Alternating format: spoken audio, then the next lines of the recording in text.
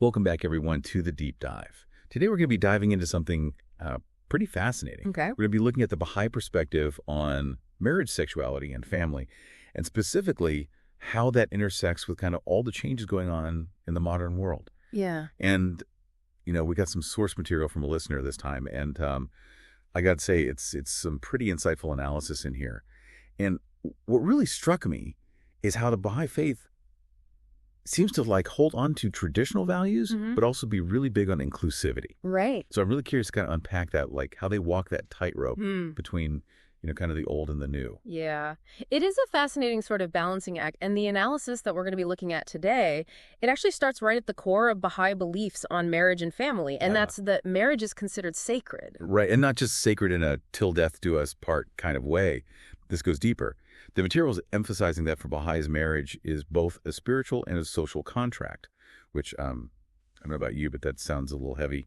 Well, it is a deep commitment. Yeah. But I think a good way to think about it is imagine a couple standing there at the altar. Okay. And they're not just vowing, their love for each other, but they're also acknowledging this responsibility they have to building up a stronger community. So that's the social contract element. Exactly. Okay, but what about the spiritual side? How does that layer in? Well, the spiritual side, it deepens that commitment. Yeah. It emphasizes the importance of things like trust and loyalty, Right. as well as love. So it's not just about the two people getting married. Right. It's about their place in the bigger picture. Yeah, exactly. Yeah. Baha'i teachings are really clear on this, There. that marriage is actually a foundation for a healthy society. Yeah. And there's actually a quote in one of the sources from Abdul Baha, Okay. who is a central figure in the Baha'i Faith. Okay.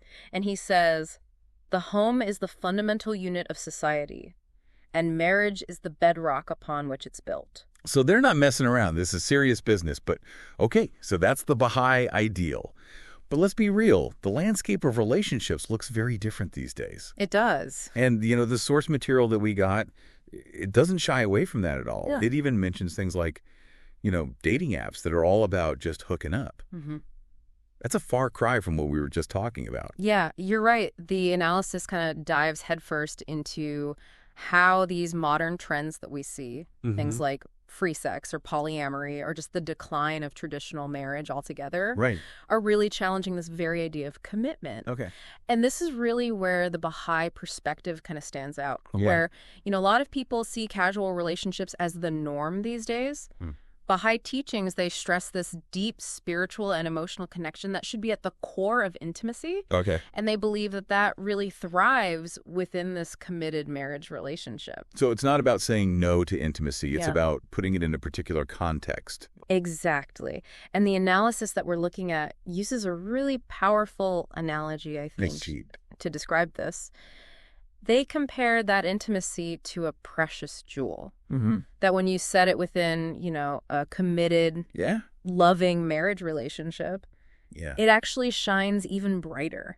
I like that image. It really makes you think about the difference between just enjoying something fleetingly versus cherishing something that's meant to last. But, it's hard to ignore the fact that a lot of people just don't see it that way anymore. Right. So I'm curious, do you think that clash between those traditional values and the way modern relationships tend to go these days, do you think that creates tension for people? I think it definitely can. The source material points out that for a lot of people, navigating these two contrasting viewpoints Yeah. can be a real struggle. Right. Because you've got the pull of what society's telling you. Yeah. And then you've got these deeply held beliefs. Exactly. And sometimes those things are at odds. So. Yeah, and that's something for all of you listening to think about, too. Oh, good point. How are you personally navigating this changing landscape of relationships, and what values are guiding your own choices? That is a great question to reflect on. But Yeah. Before we all get too introspective here, I want to shift gears a little bit. Okay. Because the analysis we're looking at also spends some time talking about the concept of family and not just the traditional nuclear family, right? You're right. The source acknowledges that the traditional model, that mom, dad, 2.5 kids, Right. that that's not the only reality anymore. Definitely not. We see single-parent households, blended families, couples who are cohabitating, all sorts of different structures. And while the Baha'i Faith still really holds up that nuclear family as an ideal, they also recognize that there's a need to adapt to these evolving structures. So it's not about, like, enforcing a one-size-fits-all kind of model. Exactly. Gotcha. The key takeaway that I see from the source material is that the focus should always be on creating that nurturing and stable environment where children can develop a strong moral compass, regardless of what their family structure looks like. Interesting. And there's even a story in here about a single mom who, despite facing some immense challenges, was able to create this really loving and supportive home for her kids and really instilled in them strong ethical values. So it sounds like they're saying it's really the quality of those relationships and the values that are instilled that matters most, not necessarily the exact structure of the family. That's about the love and the support and the guidance that those kids are receiving. Very well said. Now, there's one more topic in this section that I think we need to address kind of head on. It's potentially sensitive, so I want to be careful here. The source material delves into the Baha'i perspective on homosexuality. And, this is one of those areas where traditional beliefs and modern social values sometimes clash. Right. You're absolutely right. This is going to require a delicate touch. And the source materials doesn't shy away from that. It acknowledges the complexity of the issue and clearly states that the Baha'i definition of marriage is between a man and a woman. And that's rooted in, traditional interpretations of the faith's sacred text, post-speaker. Okay, so I appreciate you laying that out so clearly. But the source material doesn't just stop there. Right. It goes on to say that even though the Baha'i view on marriage itself is still traditional, there's a strong emphasis on something else, on compassion, understanding, and avoiding prejudice towards all individuals, regardless of their sexual orientation. Yeah, absolutely. That's a really crucial point. The analysis really stresses that the Baha'i teachings advocate for the inherent dignity and equality of all people, including those who identify as LGBTQ+. Okay, so it's not about exclusion or condemnation. It's not about saying you're wrong or you're bad. It's about fostering respect and understanding even when beliefs differ. So how do they reconcile that traditional stance on marriage itself with this call for inclusivity and respect? That seems like a tricky balance to strike. It is a delicate balance, and the source material actually draws a parallel with the Baha'i approach to interfaith dialogue. Baha'is are encouraged to engage with people of other faiths, with respect and openness, trying to find that common ground while staying true to their own beliefs. So it's about recognizing that there's beauty in diversity. Right. And that, our shared humanity kind of transcends our differences. Exactly. And it's not about pretending that those differences don't exist. Right. It's about finding a way to coexist peacefully and respectfully, even when we don't see eye to eye on everything. I like that a lot. And the source material actually highlights a really beautiful passage from Baha'u'llah, who was the founder of the Baha'i Faith. And he wrote, "Consort with all men, O people of Baha, in a spirit of friendliness and fellowship." And I think that's a really powerful reminder that no matter who we're interacting with, our interactions should be guided by, love and kindness, regardless of, their beliefs or their background. Absolutely. It seems like, the Baha'i approach to all these complex issues that we're talking about isn't just about setting rules. It's about fostering a certain spirit. Right. Like a spirit of unity. It's love, understand. You hit the nail on the head, and that actually brings us to another key aspect of the Baha'i perspective. Okay. One that the source material really dives deep into, and that's this power of personal growth. So it's not just about the external structures like marriage and family. It's about individual transformation as well. Exactly.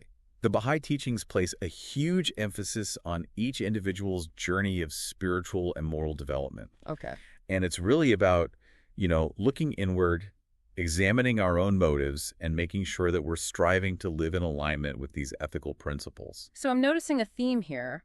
It's not about imposing rules from the outside. It's about inspiring individuals to grow from within. Yeah, that's a great observation.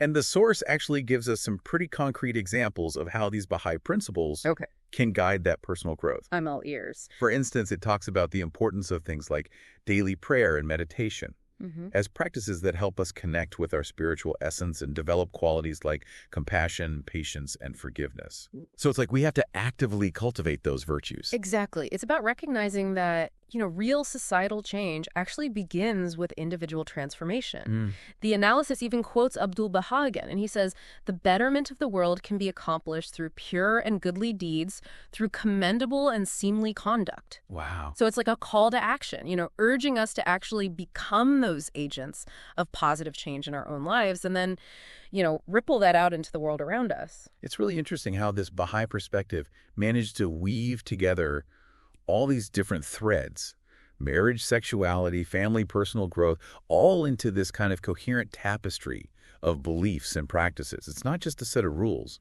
It's like a way of life. That's a beautiful way to put it. And the analysis that we're looking at, it doesn't just present these ideas theoretically. Okay. It also offers some practical suggestions for how to actually put these teachings into practice. So what are some of the specific things people can do to promote understanding and create that more just and compassionate world according to these Baha'i teachings? Well, one of the key principles that gets highlighted is this concept of unity in diversity. Okay.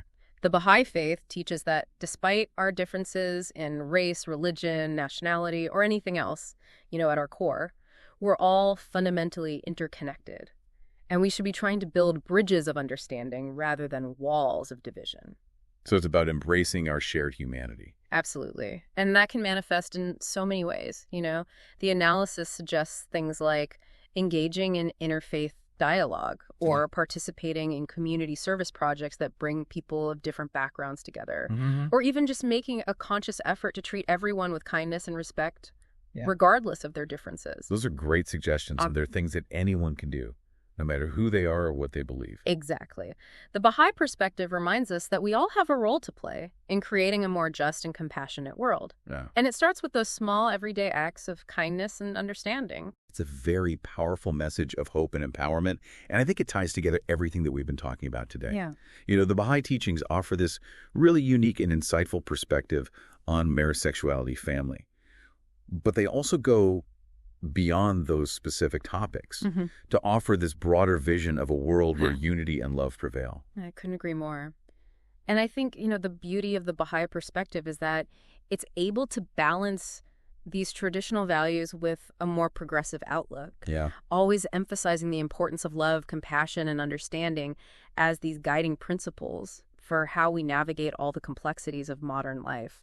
And with that, we've come to the end of our deep dive. Yeah. But before we sign off, I want to circle back to something that we touched on earlier. The source material really stresses this idea that, creating a better world really starts with each of us taking responsibility for our own actions and our own choices. Right. It's not enough to just talk about these high ideals. We have to actually live them out in our daily lives. Yeah, absolutely. The Baha'i teachings are very much about action, about translating belief into practice. And there's this great analogy in the source material that compares our individual lives to gardens. Good. Just as a garden needs that constant tending, weeding, nurturing to flourish, right, our souls also require attention and care. So it's about cultivating those inner qualities that we've been discussing. Yeah. Compassion, kindness, forgiveness. Exactly. And just as a flourishing garden can bring beauty and joy to everyone around it, so too can a life that's lived in accordance with these spiritual principles inspire and uplift others. It's a really powerful image.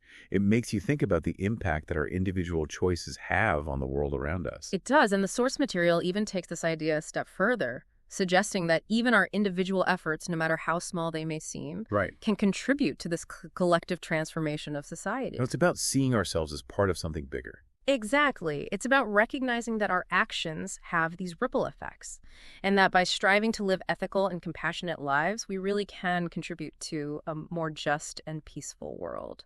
That's a really hopeful and empowering message to end on. It reminds us that no matter who we are or what we believe, we all have the power to make a difference. I think that's a perfect note to end on. That's the ultimate takeaway from this deep dive into the Baha'i perspective. It's a call to action, an invitation to embrace our shared humanity and work together towards a brighter future for everyone. And the source material actually quotes Baha'u'llah again. Okay. He says, let your vision be world-embracing rather than confined to your own self. So it's about, not getting caught up in just our little bubble, but seeing ourselves as part of this much bigger interconnected web. Exactly. It's about recognizing that our actions, they have these ripple effects. Right. And that by, striving to live these ethical and compassionate lives, we can really contribute to a more just and peaceful world for everyone. That's a really hopeful and empowering message to end on. It reminds us that no matter who we are or what we believe, we all have the power to make a difference. I think that's a perfect note to end on. That's the ultimate takeaway from this deep dive into the Baha'i perspective. It's a call to action, an invitation to embrace our shared humanity and work together toward a brighter future for everyone.